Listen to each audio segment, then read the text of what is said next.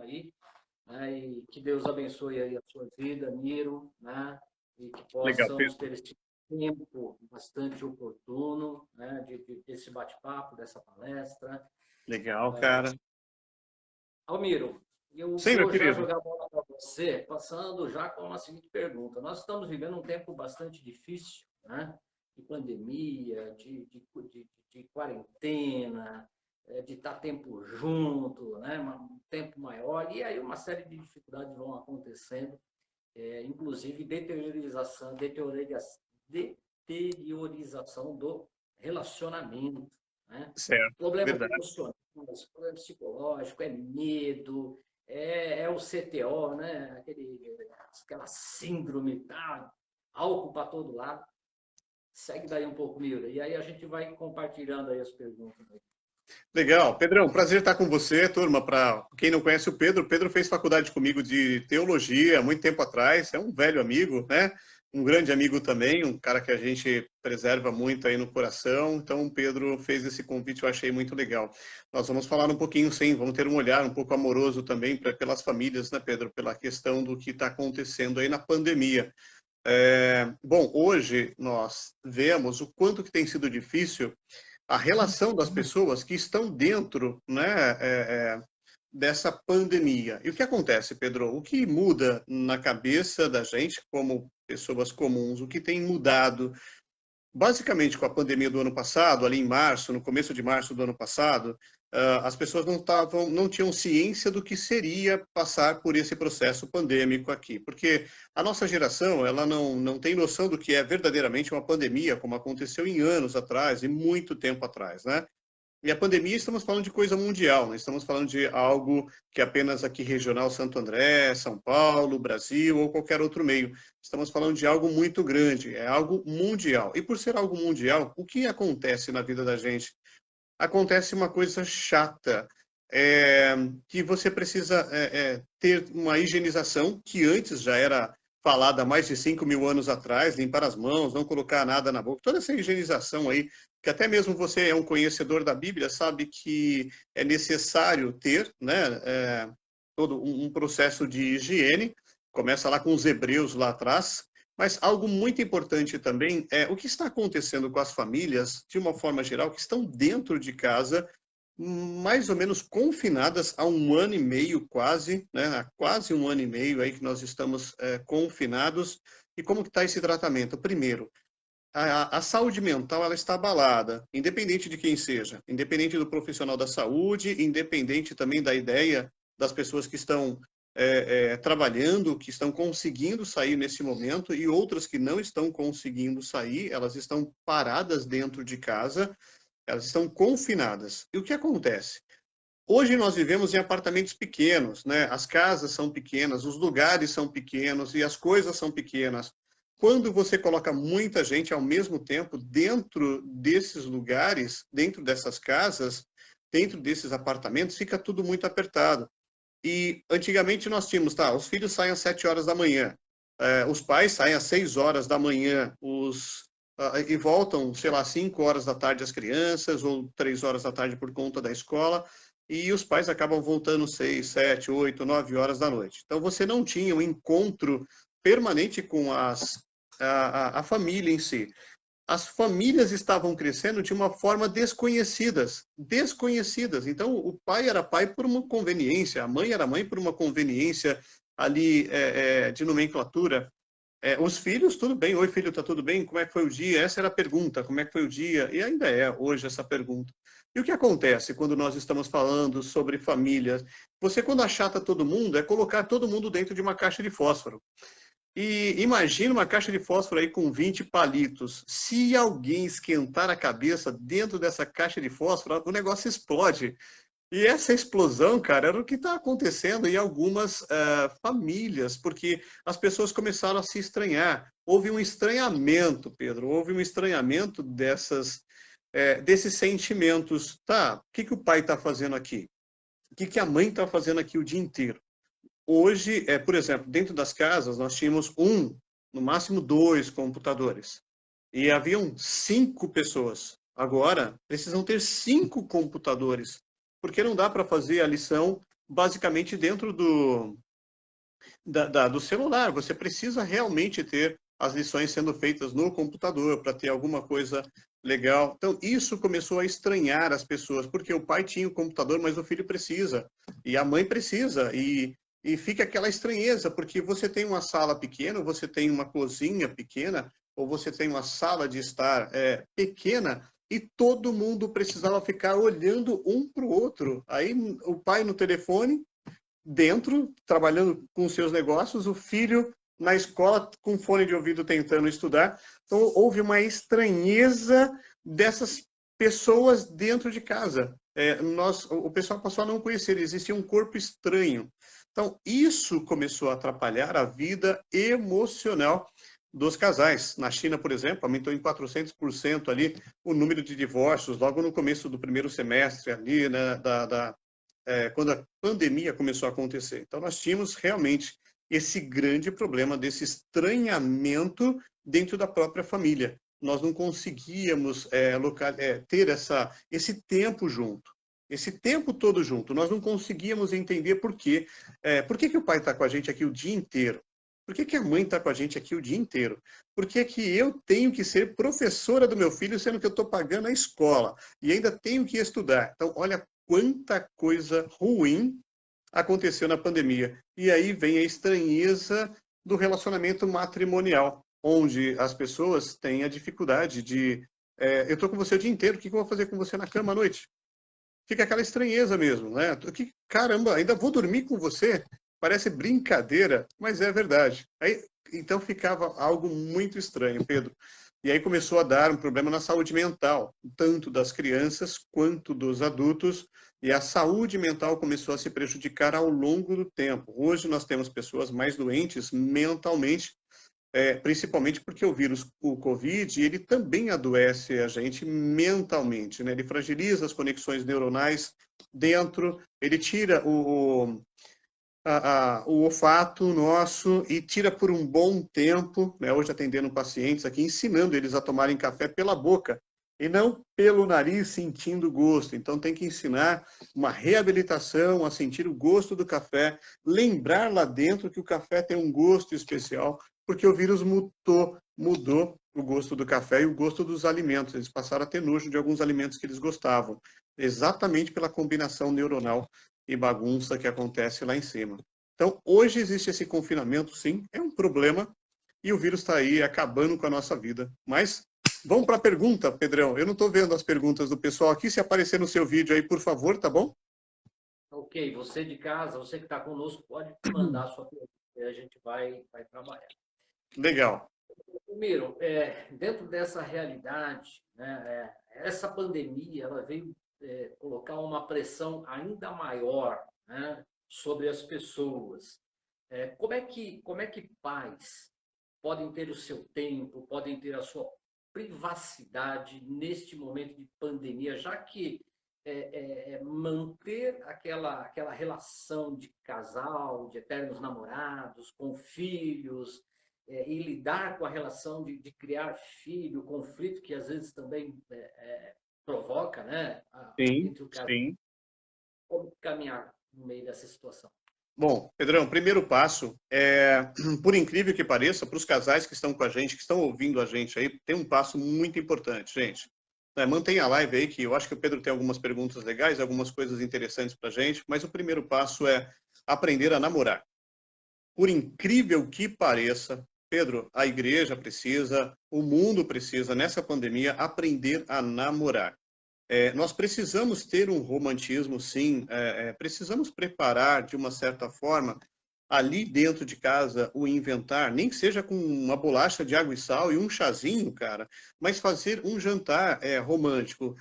O grande problema é que nós nos espelhamos muito nas redes sociais e nos globais, por exemplo, assim, que quando a pandemia chegou junto, estava todo mundo fazendo aquele churrasquinho, aquela coisinha maravilhosa dentro de casa, tal, e pessoas passando fome. Assim, tá, eu não consigo fazer isso. Então vem uma frustração. essa frustração, ela precisa começar a ser deixada de lado, porque cada um tem a sua realidade. Eu tenho a minha, você com a sua família tem a sua, nós temos a nossa realidade. Então, hoje, a realidade minha e sua, ela deve ser compartilhada com o cônjuge, ela deve ser trabalhada. É preciso aprender, sim, a namorar. É preciso voltar o tempo de namoro. E com as crianças, como é que eu faço? Administrar esse tempo com as crianças. É necessário administrar o tempo com elas. Elas precisam também respeitar esse tempo. De uma certa forma, o que pode acontecer, uma dica muito simples, além do romantismo aí, de preparar um jantar, alguns jogos juntos em família, isso ajuda bastante. Experimentar novas coisas que possam estar chegando juntos aí, por exemplo, que a internet também fornece. Mas o namoro, ele é importante. Casal, o namoro é importante. Tem alguém da família que você sabe que não sai muito e que você pode dispensar por uns 2 dias, mandar para casa da avó ali, não com toda a precaução, eu estou falando, né? Mas enviar para casa de um primo, de um tio, de um colega não, né? Tem que ser literalmente da família. Mas o ideal é que você possa ter esse tempo de privacidade. A necessidade de ter o tempo de privacidade com o seu cônjuge, ele é extremamente importante para manter o casamento. E ter aqueles sintomas ainda do namoro, porque nós perdemos. E você acaba sendo um corpo estranho dentro de casa durante todo esse tempo. Então, é necessário cuidar desse namoro. Tá, e os filhos? Como é que eu cuido dos filhos? A aproximação. Às vezes, eu não vou nem falar reaproximação, porque em muitos casos de família, os filhos eles estão distantes, literalmente. Eles estão distantes. Ele chega, vai para o quarto, sai da escola, vai para o quarto, chega do serviço, vai para o quarto. Então, é necessário essa aproximação, e nem é uma reaproximação, eu falo, porque em muitos casos não havia uma aproximação familiar com os filhos da gente, com os nossos filhos. Existia aquela ideia de família, como nós falamos no comecinho aqui da live, a ideia de família, mas que haviam corpos estranhos. O pai era estranho, a mãe era estranha, o filho era estranho, o comportamento de cada uma dessas pessoas eram comportamentos estranhos. E o que eu preciso fazer com esse comportamento, Pedro? Eu preciso aprender a amar aquela pessoa com aquele comportamento estranho. Eu preciso aprender a amar aquela pessoa com o comportamento estranho dela. Se eu não aprender a amar aquela pessoa, não aprender a namorar e namorar de novo o meu cônjuge, dar esse apoio para os filhos também, a coisa não vai para frente, termina em divórcio, termina em problema, termina em dificuldades. Então, como eu posso fazer? Fazer coisas novas, né? Ler juntos, ler um livro gostoso, que você possa ler. E uma dica importante também, Pedro, é dançar, cara. Dançar. Dançar. Sabe o que eu faço lá em casa? Eu sou besta, eu sou o cara mais tonto da face da terra, porque eu chego em casa, eu grudo nenhuma e só sai quando eu terminar de dançar no meu ritmo, e eu vou contando, e ali a gente vai dançando. Tem que ter essa bobeira. Nós precisamos ter um pouco dessa bobeira. Não sei, a pessoa está dando joinha aí, não sei se é por isso, né? Está dando coraçãozinho também aí, legal. Então, vai mandando os coraçõezinhos, mas você precisa dançar. Meu querido, pegue aquele cara mais turrão, aquele marido mais turrão, e abrace, segura, dança, qualquer tipo de música. Pode ser até um hino do cantorinário, dance o hino do cantorinário, não tem problema. Mas você precisa dançar, nós precisamos mover a nossa família, Pedro. Mais uma vez eu falo, a gente está com um número crescente aí de pessoas, mas precisamos aprender a namorar o nosso cônjuge, precisamos aprender a beijar o nosso cônjuge, precisamos liberar esse amor e receber esse amor também. É mentira que as famílias estavam unidas e agora elas estão mais unidas ainda. Elas não estavam unidas, elas não sabiam o que era união. Nós tínhamos uma frequência de entra e sai dentro de casa. E nessa frequência de entra e sai era onde acabava realmente acreditando que nós éramos família. Mas precisamos aprender algumas coisas, Pedro. Aí, respondendo a sua pergunta, de como fazer tudo isso. Então dança, cara. Pega a sua esposa e vai dançar. Pega a sua filha e vai dançar. Pega seu filho e vai dançar. Não importa se é homem, não importa se é mulher, mas gruda lá e dança. Dança até, sei lá, pintinho amarelinho, qualquer música, não tem problema. Precisamos aprender a dançar e fazer coisas novas, Pedrão, tá bom? Ô, Miro, pegando um gancho da pastoral da família, você deve lembrar dessa matéria, né? E também a própria experiência de gabinete pastoral e acredito que também de consultório, né, de Perfeito, psicologia, né? O casal perfeito, casa, é uma bênção, né? Estão se conhecendo, vão se ajustando, chega perfeito. filhos, a coisa muda, porque começa a se desviar a atenção unicamente para filho, né? Sim, E aí conflito por conta dessa realidade, inclusive na condução da educação, né? é, Eu me recordo de meu pai, minha mãe, falecidos já, né? E eles sempre diziam para nós, todos nós filhos casados, né, que quando um repreende, o outro não deve desautorizar o outro. Se tiver errado, vai lá no particular, isso é certo. Mas a gente isso, sabe que na prática, dia a dia, tem muito disso acontecendo, né?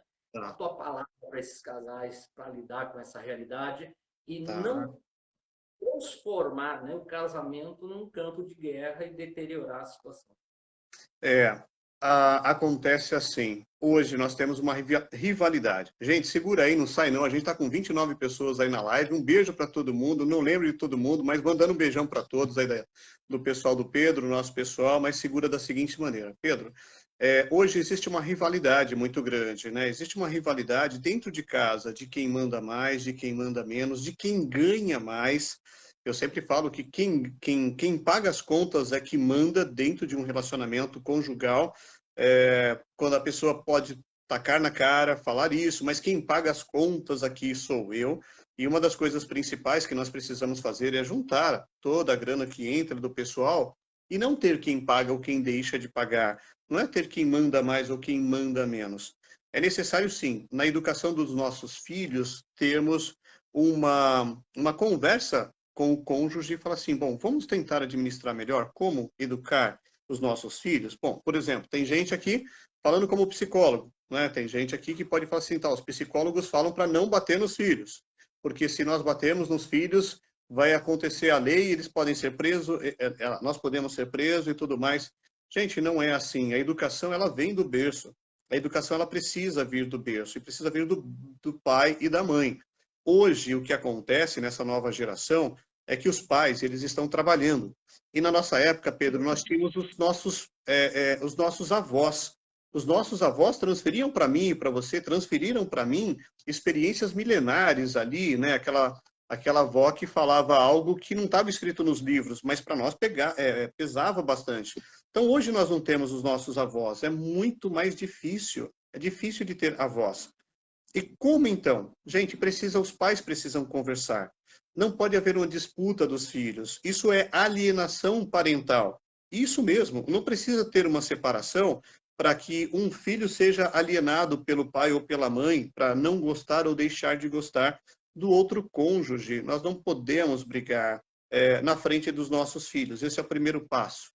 Então, o primeiro passo é não brigar na frente dos filhos, porque eles vão entender quem é que manda mais. E criança é um serzinho esperto, ele consegue captar entre os pais aquilo que está acontecendo e ele vai jogar um contra o outro para atingir o objetivo dele. Isso é normal, porque ele não tem experiência de vida, ele não tem know-how, ele não tem uma literatura da vida, então ele vai jogar de uma forma não inocente, que criança também não é inocente, vai para o céu quando morrer, todo mundo já nasce ali com as suas experiências, já nasce com catando essas experiências. Então, nós precisamos que exista uma coordenação legal entre um e outro, e vocês, pais, precisam saber como educar.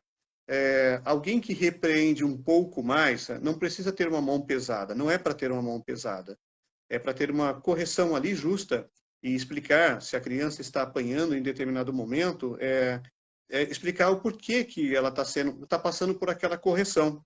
Ela está passando por aquela correção. Tem uma coisa que eu falo nas palestras, que é muito interessante, Pedro. que quando eu não corrijo, quando eu não faço a correção do meu filho, eu dou autoridade para o Estado corrigir. E quem é o Estado? O Estado é a polícia. O Estado é a polícia. Então eu preciso corrigir o meu filho, sim, eu preciso conversar com ele, eu preciso trazer isso para dentro de casa. Não é espancamento, ok? Não estou falando assim, tem que bater até o negócio. Não, não, não. É corrigir, é puxar a orelha, é dar umas palminhas na bunda ali também, pegar a varinha de marmelo ali, opa, espera um pouquinho, como é que é? Não estou incentivando você a bater no seu filho, muito pelo contrário. Estou chamando você a conversar com seu filho e trazer para ele um repertório de vida, algo que vai valer a pena, coisa que os nossos avós faziam, Pedro. E hoje nós não temos esse tempo. Tão nervoso, e principalmente por estar dentro de casa, e você precisa trabalhar com fone, e as crianças ali, criança é cabrito, criança precisa pular, e ela acaba exacerbando ali, de uma forma muito clara, a brincadeira dela. E você fica nervoso, nós acabamos ficando nervosos, né? Por conta de também não conseguir trabalhar. Mas, gente, está todo mundo em casa. É que eu falei para vocês, precisamos amar, precisamos beijar mais as nossas esposas, precisamos estar mais próximos, né? Nós realmente precisamos estar mais próximos. Então, isso é importante ter essa conversa sempre junto, Pedro, e não fazer, não um repreender o outro e depois na frente do menino voltar e falar assim, você não deveria ter feito isso, não faça isso com o menino. Tá, você pode voltar no seu quarto, conversar com o cônjuge, e aí depois sim, é, é, trazer mais uma palavra para o seu filho. Ou na próxima, não ter uma repreensão dos pais de um para com o outro na frente deles. Ok? Você cria um gatilho para eles entenderem quem é mais forte na relação e quem eu devo perturbar para atrapalhar a vida e para conseguir o meu objetivo. As crianças crescem assim. Eu não vou falar com o pai, eu vou falar com a mãe. Se a mãe autorizar, eu fui, não quero nem saber. Mesmo sabendo que o pai não vai autorizar, mas a mãe, depois eles que se entendam. E não é assim. Precisamos entender de uma forma diferente. Beleza, Pedro? Beleza. Eu imagino que você, no seu consultório, já tenha atendido casos com relação a essa realidade. Sim. Qual você nos diria, qual é o grau de comprometimento emocional, psicológico, de desgaste do relacionamento, quando pai e mãe, marido e mulher, começam a ter conflito justamente por conta de filhos? Bom, primeiro veio um desentendimento, né? Onde não há amor, há dor. Ponto. Onde não há amor no casamento, há dor. Quando eu dou espaço para a dor ela vem, ela acontece.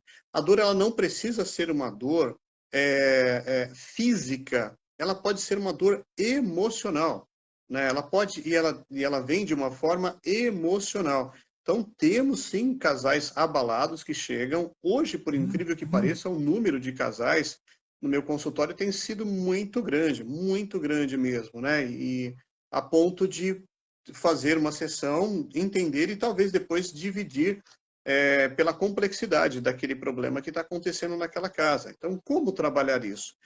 A palavra é simples, queridos. A palavra é amor.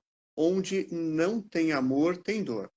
Em uma casa que tem um lar que tenha amor, nós conseguimos não deixar espaço para o ódio, não deixar espaço para traições, não deixar espaço para violências, que está acontecendo muito a violência, né?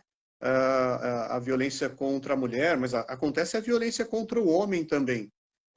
A violência também acontece contra o homem. Chegam homens aqui calados. Por que os homens se matam mais, tiram mais a sua vida do que as mulheres? Essa é uma relação verdadeira. Por que os homens se suicidam mais do que as mulheres? Não é as mulheres que tiram a própria vida, são os homens. Porque existe também uma opressão de algumas mulheres ou alguma chantagem emocional de algumas mulheres para com esses homens, e eles sofrem em silêncio. Tá bom, mas a gente vê muito as leis aí contra as mulheres estão sofrendo bastante. Eu entendo que as mulheres estão sofrendo e eu entendo que as mulheres sofreram a vida inteira, né? Mas os homens também passam por esse processo. Chega homens aqui também com sofrimento, e sofrimento de alma, não apenas sofrimento de dor. Então, o melhor jeito, Pedro, o melhor jeito, assim, para dentro de casa, é trazer mais amor para dentro de casa, é não dar espaço para dor, é não dar brecha para que as coisas ruins aconteçam e os pensamentos ruins aconteçam. Vou dar uma dica muito importante aí. Nós estamos com 31, 32 pessoas. Querido, minha querida, não deixa seu marido ficar até tarde no celular. Isso atrapalha a sua vida sexual, isso atrapalha a sua vida emocional, isso atrapalha a sua vida como família. Não deixa seu marido ficar até tarde no celular. A menos que seja alguma coisa de negócios, que ele esteja trabalhando ainda. Meu querido, não deixa sua esposa ficar até tarde, né? Também no celular ou no computador. O ideal é que vocês possam ir dormir juntos, possam deitar juntos, conversar neste momento também, porque a gente já passa o dia inteiro no celular ou no computador de uma forma virtual. Então é muito importante que a gente possa pensar nisso, Pedrão.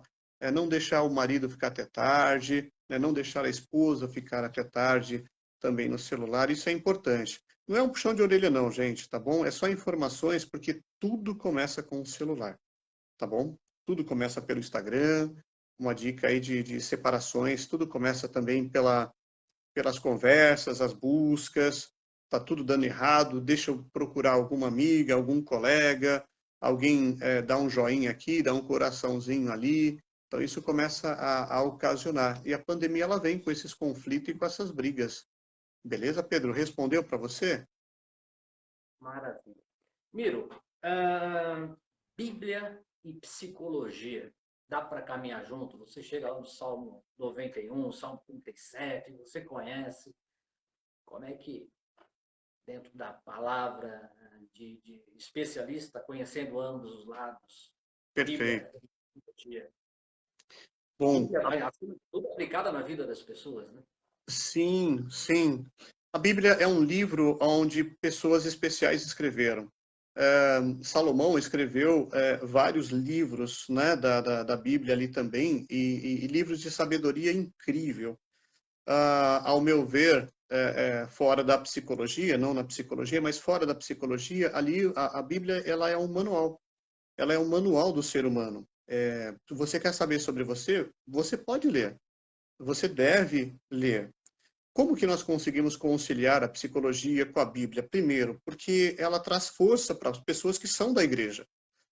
Muitas pessoas vêm da igreja aqui e eu faço questão de não me apresentar como pastor. Eu nem gosto de usar essa palavra como pastor enquanto eu estou tratando as pessoas para que não exista essa diferença.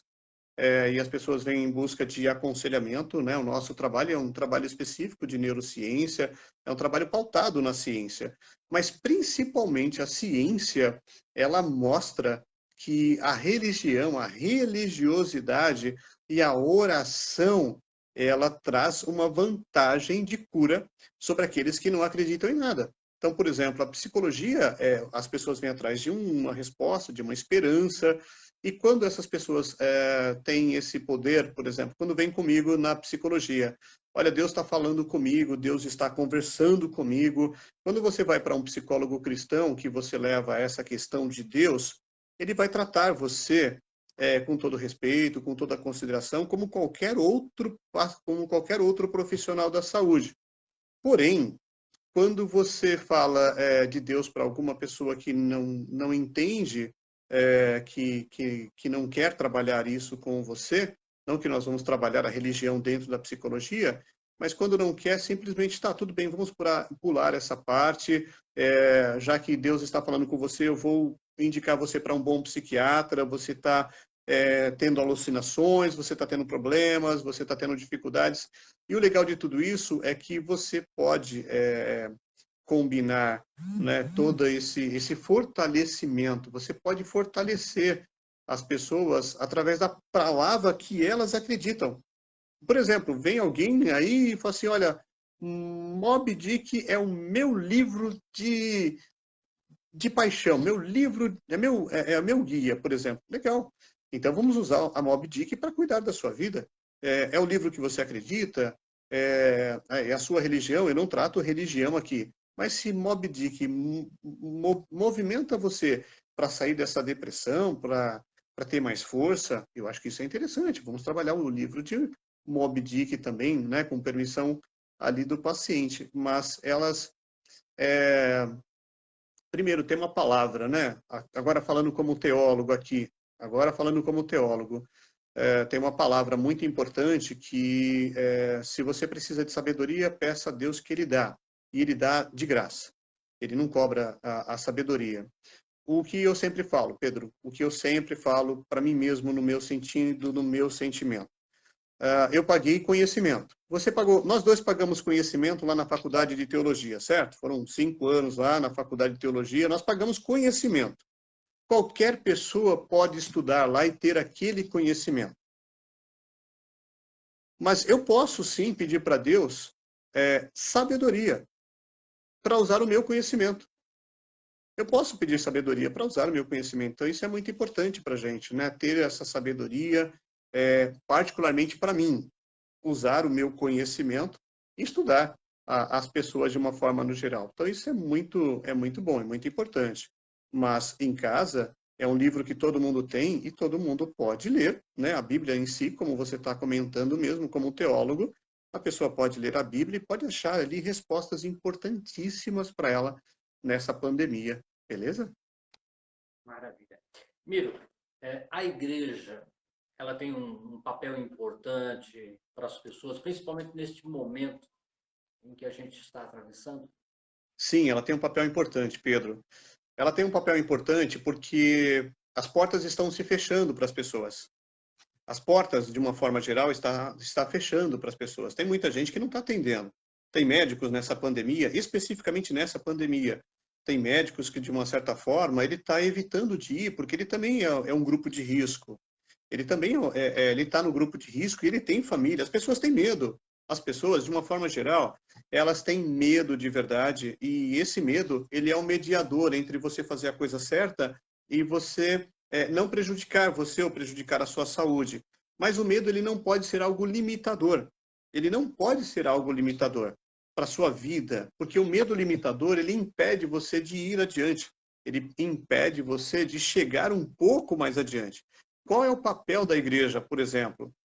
A igreja, ela tem um papel fundamental porque ela pode trazer a experiência de vida de outras pessoas e ela pode trazer um novo ânimo, uma nova sensação, ela pode trazer, sim, através de uma palavra ali do pastor, através uma palavra do padre, através de uma palavra de qualquer mentor ali da religião dele, ela pode trazer uma palavra de ânimo, porque ela vai na igreja buscar algo que ela não está encontrando. Então ela encontra, por exemplo, os hospitais estão todos fechados aí para qualquer outro tipo de doença. Só vai se for Covid, por exemplo, e ela está morrendo de dor nas costas. Ela quer que Deus cure aquela dor nas costas, e Deus pode curar. Deus pode curar, né? Então Deus vai lá e Deus cura aquela pessoa, ela tem uma resposta positiva daquilo que está acontecendo. Então o papel da igreja está aberto hoje, respeitando todas as normas de segurança, não estou falando para abrir de uma forma descontrolada, mas respeitando sim toda essa forma, é muito bom, porque tem pessoas que não conseguem apoio, tem pessoas que não conseguem pagar um psicólogo. Hoje é quase um luxo pagar um psicólogo hoje é quase um luxo, para falar a verdade, né? Hoje é quase um luxo ter um psicólogo ajudando você. E tem muita gente que precisa disso, então ele não tem condições. Por isso que, de uma forma geral, nós fazemos ações sociais, nós viajamos pelo mundo. Pedro, você tem acompanhado a gente aí, nós fomos para o Amazonas agora em plena dificuldade lá, atender pessoas, né? Nós fomos atender pessoas, atendemos 1.600 pessoas lá nos ribeirinhos agora, nesse período de carnaval. A loucura tomando conta, o vírus tomando conta, e nós falamos, nós do grupo do Projeto Servir, né, que são médicos, são enfermeiros, são fisioterapeutas, são pessoas que são compromissadas com Deus também. Nós falamos, eles precisam da gente. Psicólogos, eles precisam da gente. E nós fomos para o olho do furacão tratar aqueles que não tinham condições nenhuma. E lá a psicologia ajuda, lá a questão dentária ajuda, lá as pessoas estão indo para ajudar. Então, nós vamos enfrentando. Então, a igreja tem um papel fundamental para aqueles que, infelizmente, não conseguem ter esse apoio de profissionais da saúde, Pedro. Ela tem esse papel fundamental, ok? Ok. Se você aí tem a sua pergunta, não esquece, pode mandar, nós já... O tempo tá escasso, né? Infelizmente tivemos a dificuldade no início e nós temos um tempo, né? Tem aí um tempo restrito aí também. Miro, eu quero te fazer basicamente como uma última pergunta aí, quais são as dicas, né, que você dá aí para os casais para fortalecer o relacionamento, não Sim. somente entre o casal, mas entre a família? Família, ela precisa ser redescoberta, Pedro. A família, ela precisa ser redescoberta de uma forma geral. Nós entendemos muito que a família, ela tá ligada ao número de pessoas dentro de casa, né? Ela está ligada dentro de casa, né? O número de pessoas. Mas a família, querido, é muito mais que isso. A família é amar, a família é aprender a amar, a família é amar. Nossa, tá todo mundo mandando coração, um joinha aí. Manda o coração, gente, manda joinha aí, vamos lá. A família é aprender a amar, aprender a amar, aprender a amar. Nós precisamos aprender a amar. Primeiro, aprender a amar a gente, no bom sentido, né, de dar esse valor para nós também. Eu tenho valor. Você e a sua família têm valor. Cada dessas 30 pessoas que estão ouvindo a gente aqui também, eu não consigo ver todas elas, né? Não consigo lembrar de todas, não me aparece o nome aqui, mas elas têm valor. De uma certa forma, elas estão aí buscando alguma coisa que possa ser útil para ela. Meu querido, minha querida, a forma é amar a sua esposa. Vocês precisam transferir, porque existe um neurônio, espelho nas nossas crianças que eles vão aprender com a gente. Então é muito, muito, muito importante para a gente, é muito importante transferir para ele a imagem do amor. Nossa, o quanto meu pai ama a minha mãe, o quanto a minha mãe ama o meu pai, o quanto nós, como irmãos, nós brigamos nas brigas de irmãos, mas nós nos amamos, né? Tem aquelas famílias que não conseguem viver juntos. Tem um filme muito legal, tem muito palavrão esse filme, é um filme bem complicado, mas Era Uma Vez um Sonho, tem na Netflix. Eu trabalho muito com vídeos, né? E eu coloco esses vídeos, eu falo assim, eu não posso arrancar religião do filme, eu não posso arrancar palavrão, eu não posso arrancar sexo, eu não posso arrancar drogas, eu não posso arrancar o rock and roll do filme. Mas são filmes que são de famílias desestruturadas ali, e uma família desestruturada vive daquele jeito. E é legal porque a avó ela consegue resgatar um membro dessa família e romper ali toda uma série de problemas que estava acontecendo naquela família. Anota aí, Era Uma Vez um Sonho, turma. Era Uma Vez um Sonho no Netflix. Depois você pode entrar lá no meu Instagram, pode fazer perguntas, @miropsicólogo.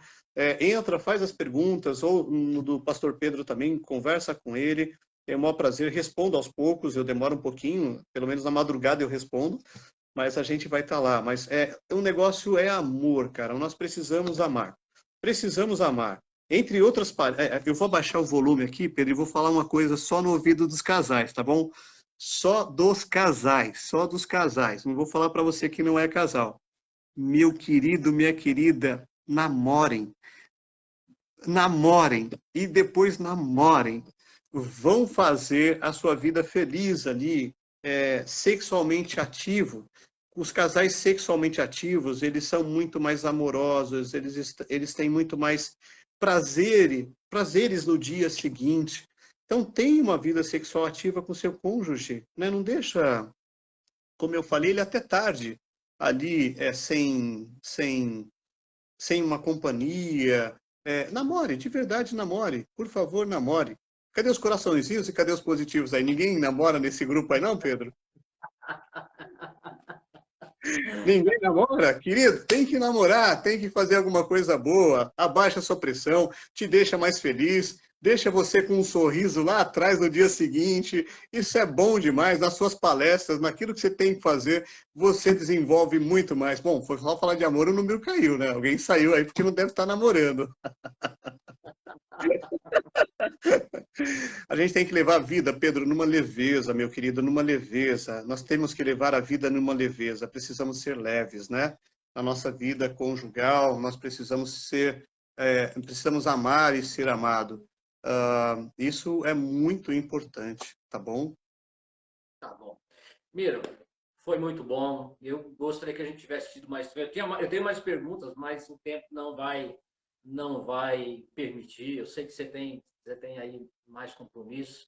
Eu Sim. quero encerrar com uma última pergunta, Manda né? lá, Pedrão. Que Já é estou a fechando o curiosidade computador, de depois eu vou. Tá, perdão. né? Pode fazer, pode fazer. Porque assim, quando você fala psicólogo, na mente de todo mundo, até que todo mundo tem uma ideia. O que é neuropsicólogo, Miro?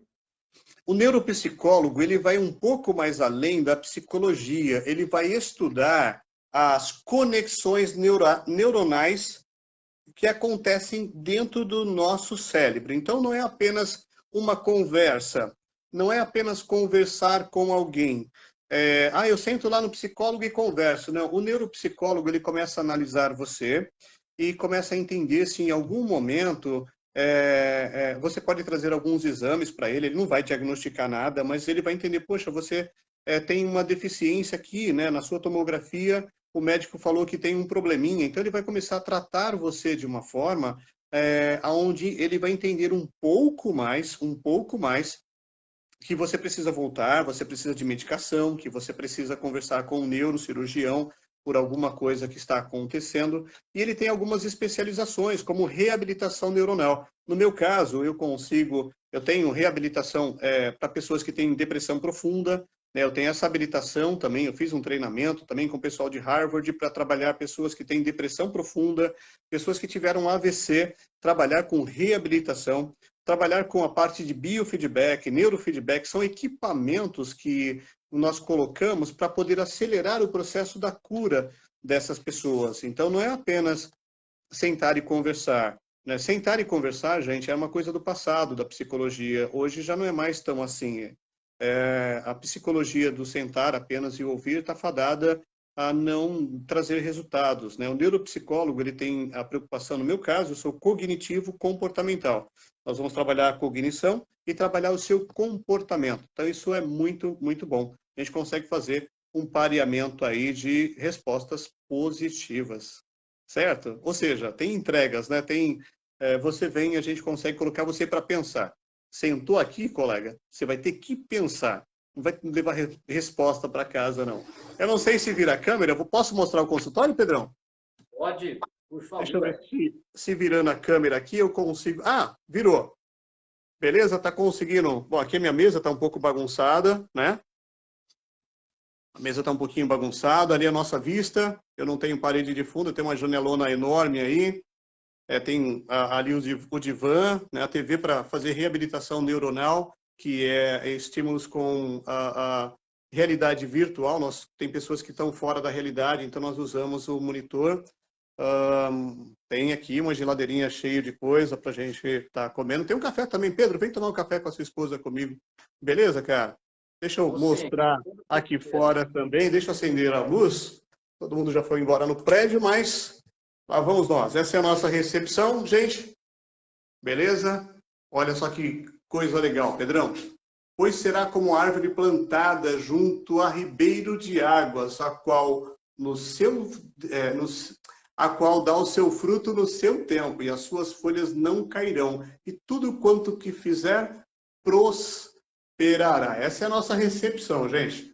Vai ser um prazer que você venha aqui na nossa recepção, e aí você pode seguir a gente como Instituto Neuropax lá dentro do Instagram. Pedro, meu querido, minha querida, eu esqueci o nome da sua esposa, Pedro. Que falta de respeito. Anair. Ô, Anaí, perdão, minha querida. Tá bom? Perdão. Que Tá? isso? Para Miro, vocês que ficaram com a gente, 25 pessoas, sustentaram até agora também. Deus abençoe a vida de vocês. Estou à disposição lá no Insta para tirar algumas dúvidas. Você pode conversar com o pastor Pedro aí, que para mim vai ser um prazer. Como o prédio fecha aqui às 9, Pedrão, tem que descer correndo, meu velho, tá bom? amém. Ô, Miro, eu quero agradecer, né, o seu carinho, a sua alegria em nos atender. Que Vamos legal. pensar um outro, se Deus nos permitir, vai ser muito bom.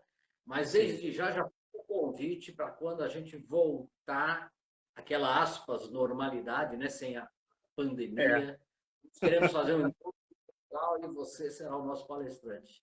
que legal. Eu vi aí que o pastor César também está aí, tá? O César é meu cunhado, o pessoal mandando joinha. Eu não consigo ver todo mundo, senão eu cumprimentaria um por um. Todo mundo sabe disso, que eu cumprimento um por um aí também. Mas legal, um beijo a todos, fiquem com Deus, né? Que Deus possa abençoar a cada um de vocês, tá bem? E casal, beija, né? Vai brincar na cama, para de brigar na cama, é para brincar na cama, né, Pedrão? É isso aí, gente. Beijo, queridos. E Fiquem com você, Deus. Deus abençoe grandemente vocês, tenham uma excelente noite. Espero que tenha sido produtivo para todos vocês, apesar da dificuldade no início, né, por conta da internet aqui, mas deu tudo certo. Que Deus te abençoe, Nilo, a todos vocês. Um grande abraço. Fiquem todos na paz do Senhor Jesus Cristo. Irão, um abraço para a família Abraço. toda. Beijo, queridos. Fiquem todos com Deus. Tchau, tchau.